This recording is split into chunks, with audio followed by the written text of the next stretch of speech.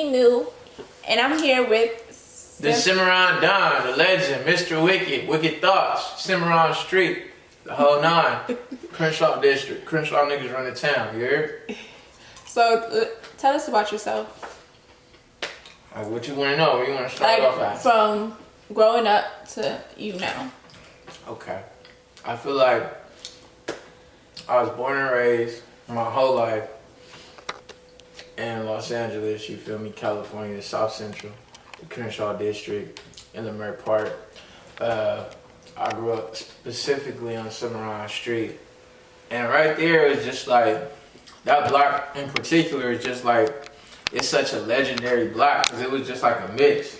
And by mix, it's just like different kids, different like genres. So like, you had gang members, you had skateboarders, you had niggas fighting their dogs. It was all type of shit. Like, so you were able to see everything on this one particular block. And then it was like one of those fun ass blocks that, like, how would you say? Like everybody grew up on. It was a gang of kids, like, but nobody really lived there like that no more. But you know, it's a few of us left. But like, you know, I just came on that one street and just seen the whole world. You know what I'm saying? Like I went to 42nd Elementary, to Audubon Middle School, to Crenshaw High. From Crenshaw High, I just started making clothes. You know what I'm saying? And then that shit didn't really start taking off till probably like 2 years ago, when I did like this little thing called Clux Busters. I'm actually getting ready to release one right now, next 2 weeks. So yeah, that was crazy. I mean, I don't know where to start. You know what I'm saying? Like, you gotta tell me, like.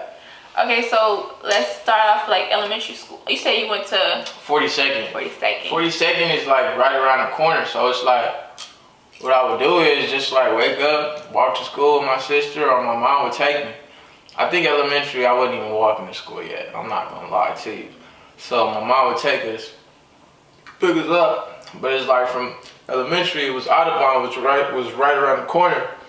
And I really only went to Audubon because it was like, shit, that's right around the corner from elementary. I'm trying to see all my niggas, you know what I'm saying? In the 6th grade, you feel me?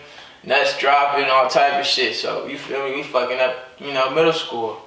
And then from there, it was the same narrative for Crenshaw. It was like, everybody from Audubon either was going to like Dorsey or, you know, Crenshaw, because that was the only thing around the way. And I ended up going to Crenshaw, which is like an all-Crip school, you know what I'm saying? And Dorsey was like an all-blood school, so it was kind of crazy to see how that shit played out, because it would be people from like Audubon that you would see that you would be cool with, that you just couldn't be cool with just because it was like, damn, niggas is bloods now, or like, even if you wasn't banging, it was just weird, like, I can't even fuck with you, you know what I'm saying? But it's not like that no more. Like, once you get older, and just the time we live in right now of like Nipsey Hussle and YG setting the example, you can do whatever you want. Alright, so were you part of any of the gangs, the Crips and Bloods? I wasn't really like necessarily like full on gang banging, but like the area I grew up in is in the Rolling 40s. So it's like all my friends from like elementary and middle school and Crenshaw, like a lot of them ended up being from 40s. And it's like, these are people that be like your real like friends, and that's just what they end up doing. You know, like one of my best friends ended up being like someone from 40. So it's like you find yourself in certain activities and being around all of that shit just off GP of like the strength of your friend. You know what I'm saying? But I always knew like that's something that I didn't want to do, because like I never had to fake the funk. Like I never been a follower about nothing. And so like growing up, I already had this on my block. Like my block is particularly a street where a lot of those people ended up being from gangs too. Like, so it was like, that just wasn't what I was on. I was trying to make money. So I kind of stayed away from it. And then at what age did you start the clothing brand, the brand? I started when I was young, like, I want to give you a real, like at exact point, like what age? I want to say 15 is when I came up with it. Okay. Maybe like 14, 15. that's when I came up with the idea. And then like 15 turning 16 is when I came out with my first few pieces. I was probably, which was like 2014, some shit like that. And I went to Crenshaw at the time, but I had dropped these little hand tie-dye t-shirts that I was like dyeing myself, going up to the Slauson swap meet, putting on my logo for 5 hots, and I was selling them at the school for 15, which was a complete fail. I didn't make no money, and I was like, fuck, man, you know what I'm saying? Cause my friend, one day we had all came from nutrition, like, yo, let's all start a brand. So they came up with their brands way earlier than me, like a whole year before mine, you know? And I finally came out with mine, and it's like, damn, my shit weak, like it's not selling. Yeah. But it was really just like, it was selling, but it was just the price point it was at. So then it was like, all right, how can I come better? How can I come hotter? So then I came back, double back on them dumbass niggas, like, boom, we hitting this, you feel me? I dropped that, and I made like 500. And you know, 500 in one day, you like, ooh, shit, you know what I'm saying? This is cool, this is great.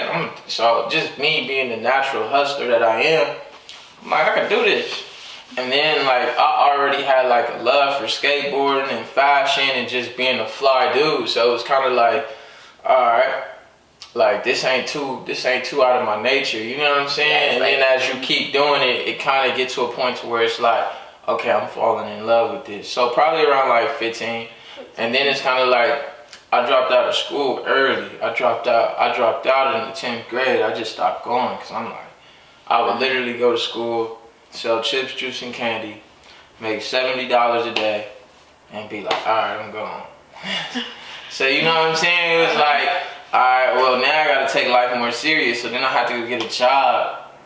I went and got a job at Subway because my mom wasn't having that. Just like, all right, what are you doing? Like, you just gonna stay at home?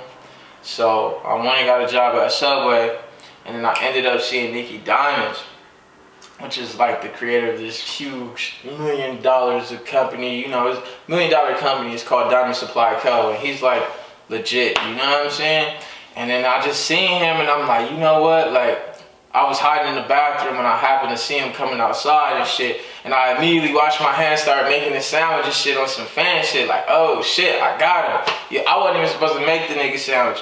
And then, shit, I just was inspired by that. Like, he had the Rolex on, you know, he was talking about some bread. And I'm like, yo, that could be me, you know? And then seeing that at a young age, it was kind of like 16. I just stuck with it. I'm 23 now, and then niggas is just now hearing about it, maybe like 2 years ago.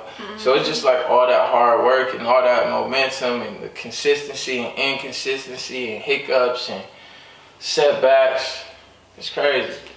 So like what are some challenges that you face owning like a clothing brand?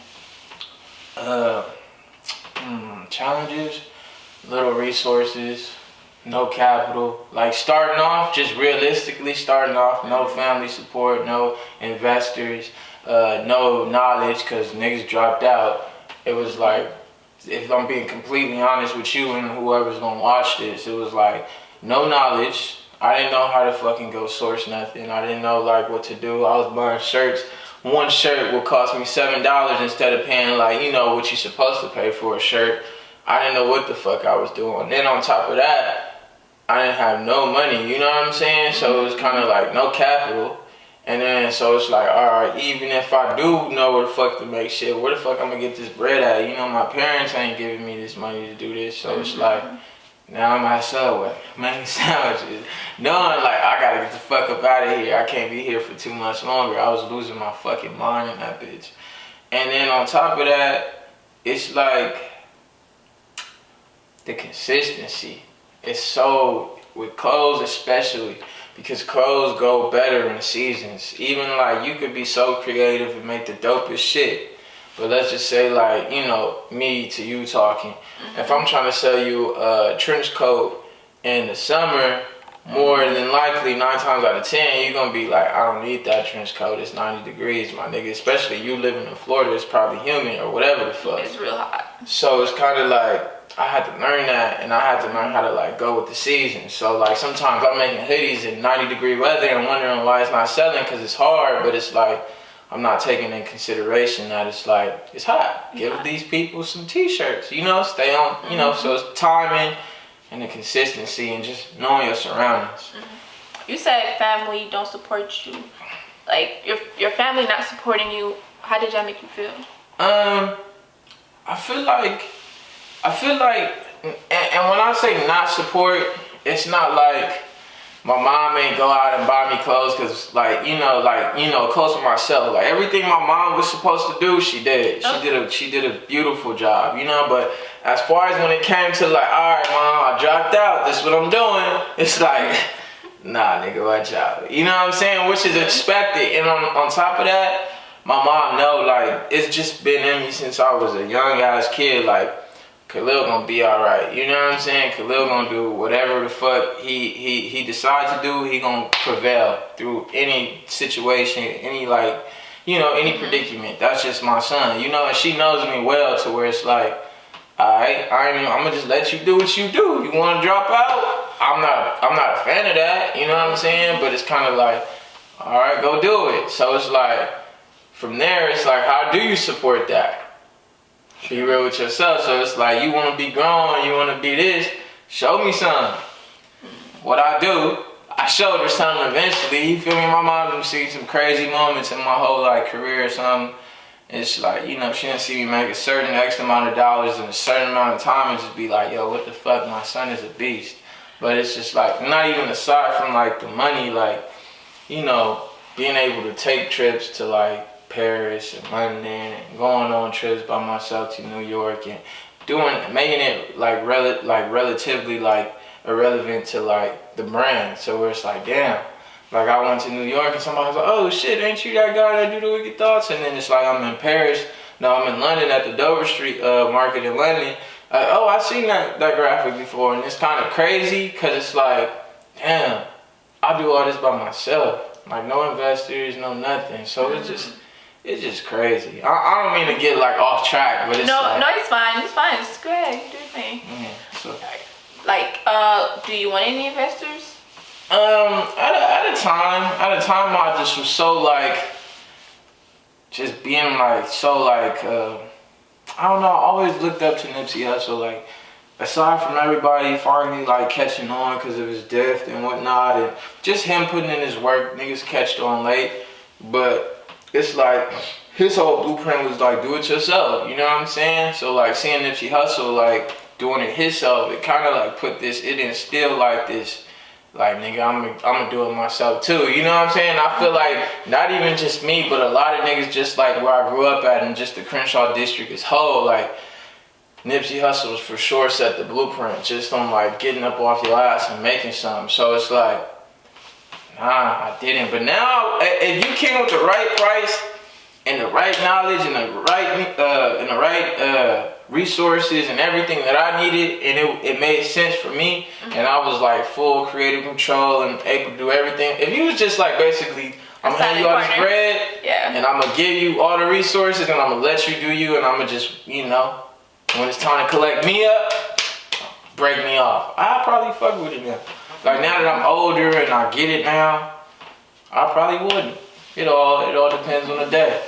How does Cimarron Don feel at that moment? Cimarron Don. It's beautiful. Let everyone know where to get that name from.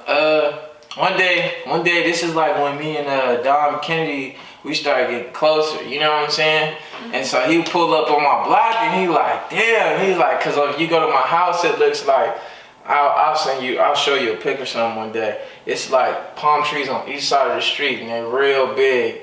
And it's just everybody, whether it be Lyft or my friends or just people coming to visit LA, they'll see my block and be oh my God, you have a beautiful street. You know what I'm saying? Yeah. So when Dom seen this shit, he's Cimarron, huh? And then he was just how I'm moving for the New Year's and all that. He was just bro, you the Cimarron Don. And I thought about it and I'm damn, that's a sick ass name. Cimarron Don, that got a ring to it. That got bell. I fuck with that. And I just put that shit in my caption and that shit. That's just what people call me sometimes, Cimarron Don. I'm okay, we sticking with that. Okay. Let's talk about Clucks Busters. Oh yeah. What inspired Clucks Busters? What inspired it? Yeah, where did you get this whole idea from? Okay, so boom, fast forward time. this is when the brand is about to break. I'm not even knowing this is about to be my best graphic that I've ever released. Shit. One day, I'm at my graphic design dude house, which is Nafis. He goes by the name of Crime Wave right now on Instagram. Killing it. You know what I'm saying? I think he just bought a Porsche 911 off of fucking selling art. So shout out to Nafis. This is before he started like getting thousands of followers. This is just me and him. You know what I'm saying? And I'm at his house, and he's like, yo, like, you know, let's think of some shit. And so we think of shit, we can't find nothing or anything like that. And I'm like, fuck, Nafis, like, what we gonna do? Like, he drawing shit up, I'm not liking it. I'm like, that's not it, that's not it. And he has like this stack of fucking paper of just like throwaways, just of his art. And I see the logo of just like the clan member like whacked out. And I'm like, yo, this is hot right here, Nafis. And he like, because he's like a I forget what he is. I think he's Persian. I don't know. He's all like, bro, you serious? He's like, dude, you can fucking have that. It's trash. So I'm like, okay, bet. I'm like, what, you don't want no bread for this? He's like, are you kidding me? He was like, that shit is shit, bro. And I'm like, all right, bet, it's cool. So I ain't got paid, nigga, none of that. So I go home that same night, scan it into the computer or whatever, and I'll just look at it. And then I color it in or whatever, and I'm like, oh shit. Like, I already knew, like, once I seen it in the computer, I started, like, I could just see shit, like, on clothes. So I'm like, okay, this is finna go crazy. So I call them up, but it said, like, 1-800-Cluxbusters, blah, blah, blah, call us. It didn't just say Cluxbusters. And then, so I made another design that said Cluxbusters, and then my friend was like, my friend Jordan Bentley, he has a brand named Hypeland, he kills it, goes crazy. And he was like, bro, just if you want to keep it real simple. So then I'm like, all right, you know what? I'm going to keep it simple, straight to the point, Cluxbusters. I dropped it, but I dropped it in a real collection. And the collection ended up being like a piece that Rick Hill, which is Tommy Hilfiger's son, did the lookbook or whatever the fuck. Tommy Hilfiger posted it, Hypebeast posted it, all these different platforms started posting it, and the hoodie just instantly sold out. And I'm like, oh shit, you know what I'm saying? The other pieces sold out, but I just seen the reaction to the hoodie. So then next year I do it, but I just do the hoodie just alone with a few different pieces of the actual Cluxbusters. But this time I said, okay, I want to, like, from seeing the response, I want to give it a better rollout. So then I did like a short film to go with it, which is on YouTube right now, 1-800-Cluxbusters. Go check it out. She'll put the link in the description. Yeah. Alright, and so then I go, we do a whole little short film, don't know how to act, everything is improv. Boom, it goes fucking crazy. Like, it's everywhere, it's going viral. It has like 50,000 notes on Tumblr. Like, I'm like, oh shit, like, this is a real thing. Then Adam 22, all these Slickwoods, Terry Richardson, crazy.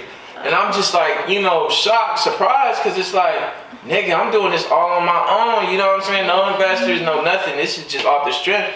And on top of that, it's like, you doubted this. The feeds, he called me back. Like, once he started really seeing it crack, he like, yo, like, what's good? I'm like, yeah, nigga, just trust me on everything I say I do. You know what I'm saying? I'm gonna prevail every time.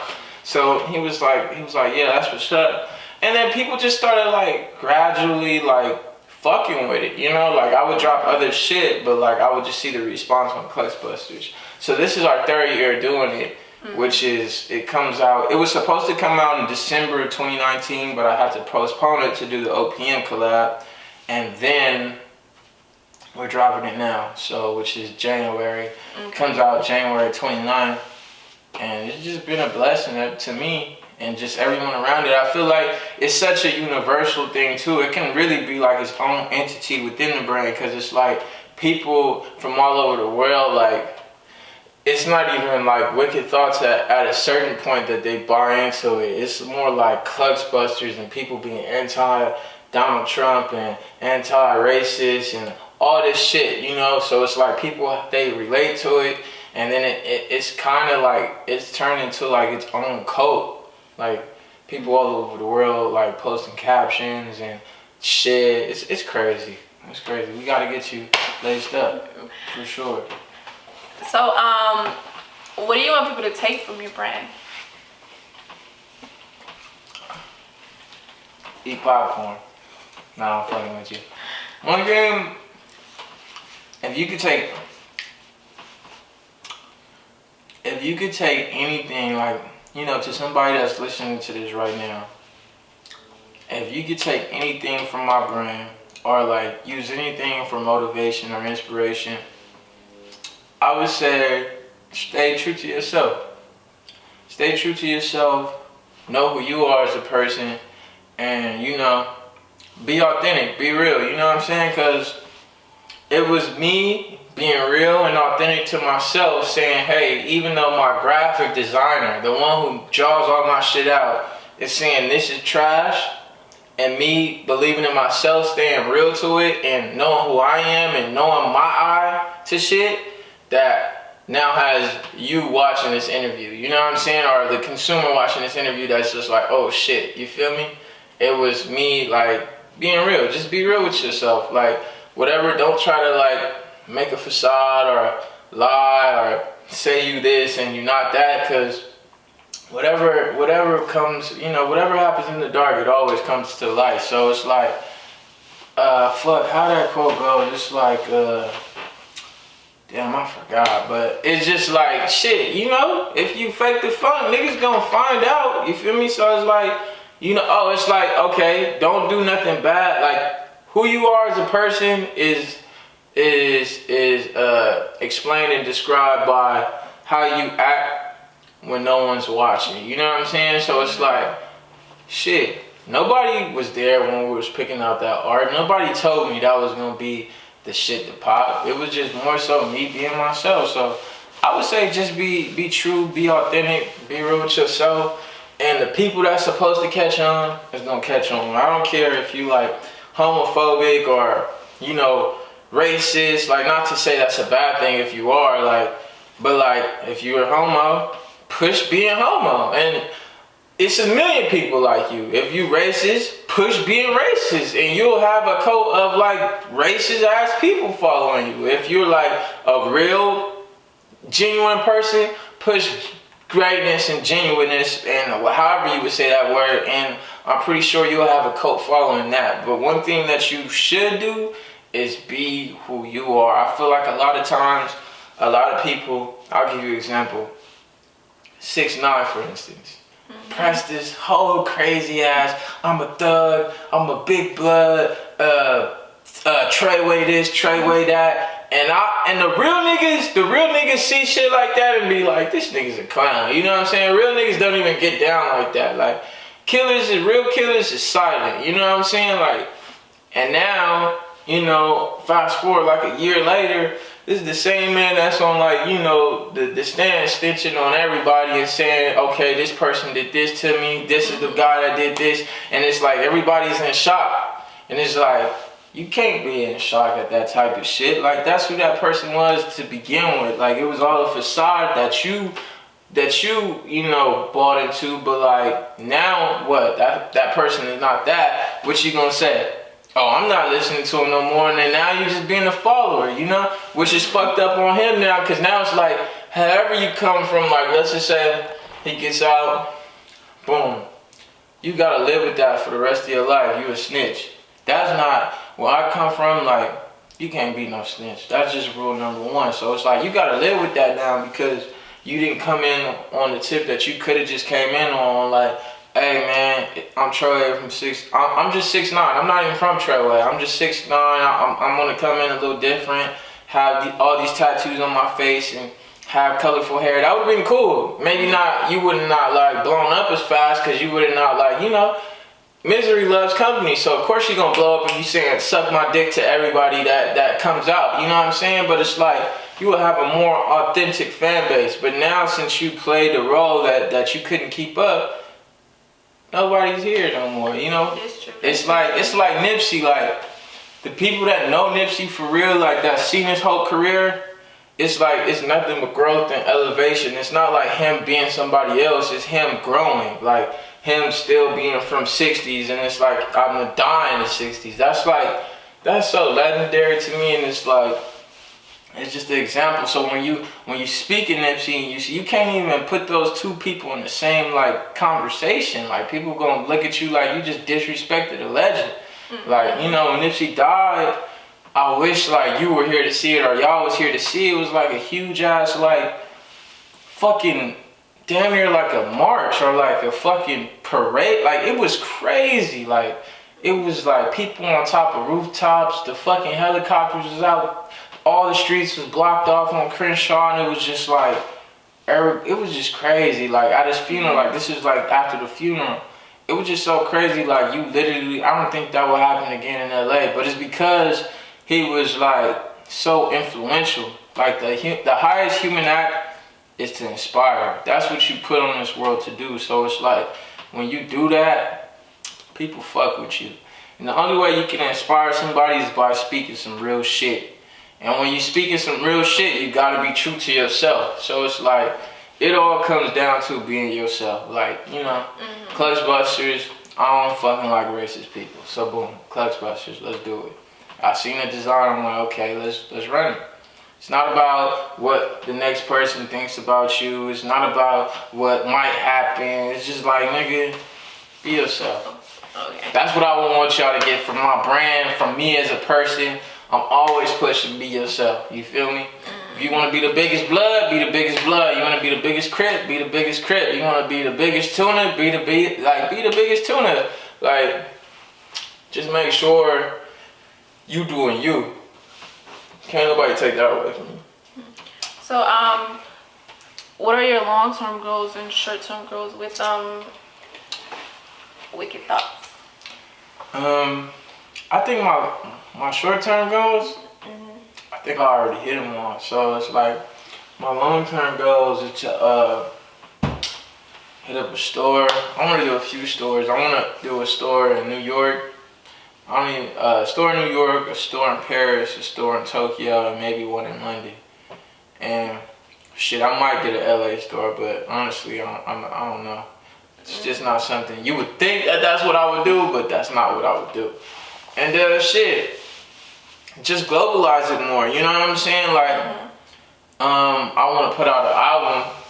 I want to put like a definitely like a little complimentary album of just like my friends, cause a lot of people growing up in LA, like I ended up like knowing a lot of these people that's like huge fucking celebrities now, like OGZ and Phoenix from Shoreline Mafia, Rob Vicious, and like Dom Kennedy and J305 and Nico G4s and Huey Brisses and all these different type of people that I met like encountering with the clothes. So I want to do like a WTLA and Friends like complimation or however the fuck you say that word, of just like me on there just like talking shit on skits with my friends and niggas getting off on beats that I choose. It'd be crazy. And shit, eventually, like this is down the line, like opening up workshops of like teaching kids of like maybe like, you know, cause where I'm from, it's no like when you go to the suburbs, they got shit like that. They got shit like community centers that teach you how to save money and all that shit. They don't got that like in the Crenshaw district. And if they do, it's not marketed in a way. It's not marketed in a way to where we know about it. You know, like aside from Vector 90, which is like David A. Gross and Nipsey Hussle.